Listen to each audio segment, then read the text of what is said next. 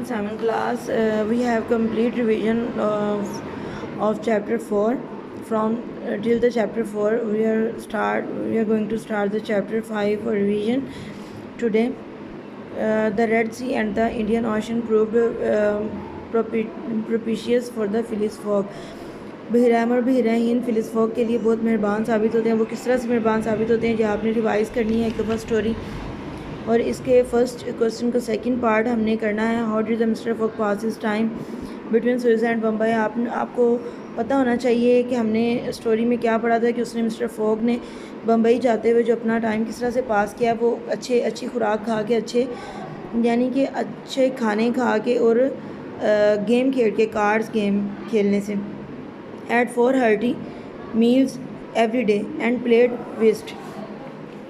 Next हमारा chapter 6 is about the passport is glad to get off with the loss of his shoes. Passport जो उसका mister फोक का servant है, वो कलकत्ता से जाते हुए एक मंदिर टेंपल को देखता है जो बहुत पुराना है, और उसकी शाकारी, उसकी बनावट को देखकर उसी के अंदर खो जाता है। उसको बहुत अच्छा लग रहा होता है। बंद गलियों के अंदर, तंग गलियों के अंदर वो चलता जाता है, लेकिन आगे जाके जब उसके अकीदतमंद, उस मंदिर के जो अकीदतमंद जो लोग हैं वो उसको देखते हैं, इंडियन टेम्पल्स के, वो उसको क्योंकि वो शूज़ पहन के जा रहा होता है और वहाँ शूज़ पहनना अलाउ नहीं होता, तो वो उसको पकड़ते हैं, पकड़ के उसको बहुत ज़्यादा मारते हैं, उसके जूते उतार के फेंक देते हैं। इसी तरह से इसी हालत में जब वो भागता है तो वो अपना शूज़ एक वहीं पे भूल जाता है। तो उसको लेके वो किस तरह का फील करता है, उसकी क्या फीलिंग्स होती हैं, ये हमने 6 चैप्टर में पढ़ा है। 6 चैप्टर का हमने करना है फर्स्ट क्वेश्चन का 4th part, describe the passport adventure at the Malabar hills. Malabar hills के ऊपर उसके एडवेंचर के बारे में बताएं।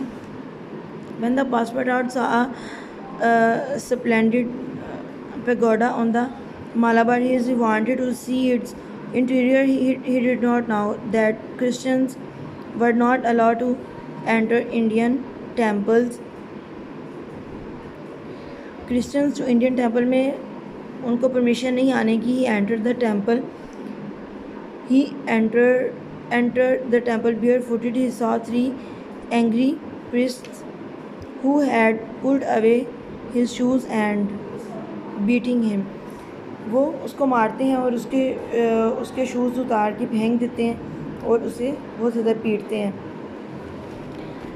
नेक्स्ट हमारा 7th चैप्टर है, is about the mister fog sources a strange means of transport at the fabulous price. 7th class, इसका हम 3rd पार्ट का थर्ड क्वेश्चन करेंगे, उसके तीनों पार्ट करेंगे। इसमें जो है ये कुछ who speaks this words and to whom, when and why, when and where, कब और कहाँ बोले गए। हु स्पीक दिस वर्ड्स, किसने ये अल्फाज बोले, ये हमने जी डायलॉग किनके हैं। Where were these are, where are we and why have we stopped.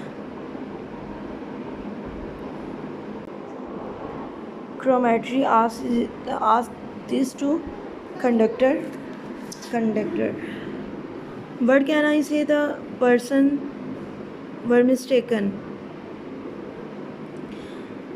What can I say? मैं कैसे कह सकता हूँ the persons were mistaken कि उस शख्स ने गलती की है। Conductor said the cromatry. An elephant had that belonged to an Indian who lives 100 steps from here. Passport said to the Mr. Fogg. And the Unit 8. From the Unit 8, Phileas Fogg and his companions have an adventure in the Indian forest. ये हमारा 8 unit है। Phyllis fog और उसके साथियों ने have an adventure किया, उन्होंने adventure किया in an Indian forest, Hindustan के जंगलात में।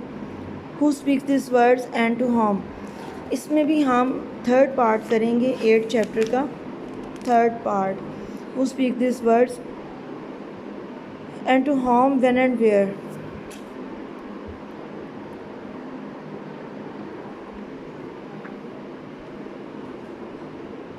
A procession of Brahmins is coming this way. We must avoid them.